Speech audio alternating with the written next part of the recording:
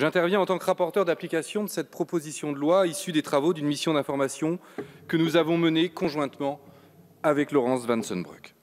Je veux tout d'abord rendre hommage au courage des personnes qui ont osé briser le silence et témoigner publiquement de ce qui leur est arrivé, des violences psychologiques et parfois des tortures dont ils ou elles ont été victimes. Leur travail acharné a permis de mettre en lumière un sujet qui était méconnu, dont nombreux pensaient qu'il n'existait pas. C'est grâce aux associations que cette proposition de loi transpartisane a été mise à l'ordre du jour et fait l'objet d'un large consensus parmi les groupes politiques. Je salue la présence dans l'hémicycle d'un représentant du collectif Rien à guérir. Rien à guérir, c'est la formule la plus exacte et la plus définitive que l'on peut employer à propos de l'homosexualité, la bisexualité et de la transidentité. Il n'y a rien à guérir. Les thérapies de conversion, ces pratiques odieuses qui prétendent guérir l'homosexualité ou la transidentité ne sont pas des pratiques qui appartiennent à un passé lointain et révolu ou propres à des pays particulièrement rétrogrades. Mais elles existent aujourd'hui en France. Pire, ce phénomène est en expansion. Ces pratiques sont particulièrement dangereuses et destructrices. Elles touchent particulièrement les adolescents LGBTI qui, comme tous ceux de leur âge, sont en pleine construction.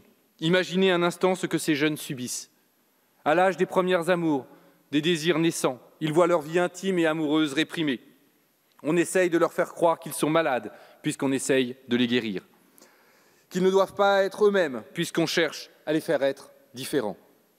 Les thérapies de conversion attaquent directement l'identité de la personne. Elles détruisent la confiance en soi. Elles sabotent la vie affective et sexuelle, particulièrement à ces moments où elle se construit. Quand elles se déroulent dans un cadre familial, ou sont décidées par les familles, elles sont tout particulièrement destructrices. Il faut donc leur mettre un point d'arrêt, ici et maintenant. Non, l'orientation sexuelle comme l'identité de genre n'est pas un choix, c'est un fait. Non, l'orientation sexuelle comme l'identité de genre n'est pas une maladie, c'est un fait. Ce n'est pas non plus une mode, ce n'est pas quelque chose qui apparaît suite à une pseudo-propagande LGBTI. C'est une partie essentielle de la personnalité, que rien ne peut effacer, que rien ne peut changer, quand bien même la personne elle-même le voudrait. Le seul résultat de ces pratiques, c'est la souffrance infinie de ne pas pouvoir être soi-même. Personne, jamais, ne doit subir ça. La République n'est pas un régime neutre. C'est un régime qui offre la possibilité pour les êtres humains de construire leur propre vie, comme bon leur semble, comme chacun l'entend. La République permet à chacun de s'émanciper, de s'échapper et de s'arracher au déterminisme. C'est donc à la République de protéger les personnes LGBTI, particulièrement les jeunes, des tentatives abjectes pour les empêcher de vivre leur vie affective et sexuelle ou leur identité de genre. La loi punit les discriminations et propos LGBTQI-phobes, mais ceux-ci sont encore insuffisamment réprimés. 230 années après l'abolition du crime de sodomie par la Grande Révolution, il est enfin temps d'interdire les thérapies de conversion. En cette matière, comme en toute autre, la République doit assurer la liberté, l'égalité et la fraternité, notre devise si justement formulée par Maximilien Robespierre. Liberté, évidemment, de vivre sa vie comme on l'entend, avec qui on l'entend. Égalité, bien sûr, car il faut l'égalité des droits, indépendamment de l'orientation sexuelle ou de l'identité de genre. Et cette égalité n'est pas encore garantie totalement par la loi, car le gouvernement a voulu maintenir une discrimination pour les personnes LGBTI dans l'accès à la PMA et l'établissement de la filiation.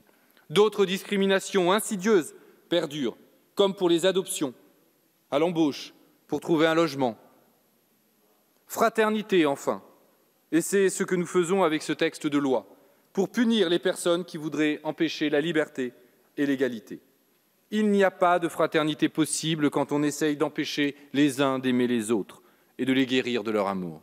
Il n'y a pas de fraternité possible quand des couples n'osent pas se tenir la main dans la rue de peur d'être agressés et adoptent toute leur vie des stratégies d'évitement. C'est une application rapide, ferme et résolue de cette proposition de loi qui renforcera la fraternité dans notre pays. En tant que rapporteur d'application, je me dois d'être particulièrement vigilant sur la mise en œuvre de ce texte. Il ne faudrait pas que notre vote ici ne soit pas suivi d'une lecture au Sénat et que le texte s'enlise dans une navette de fin de mandat. Soyez assurés que je serai particulièrement attentif à l'application effective de cette proposition de loi.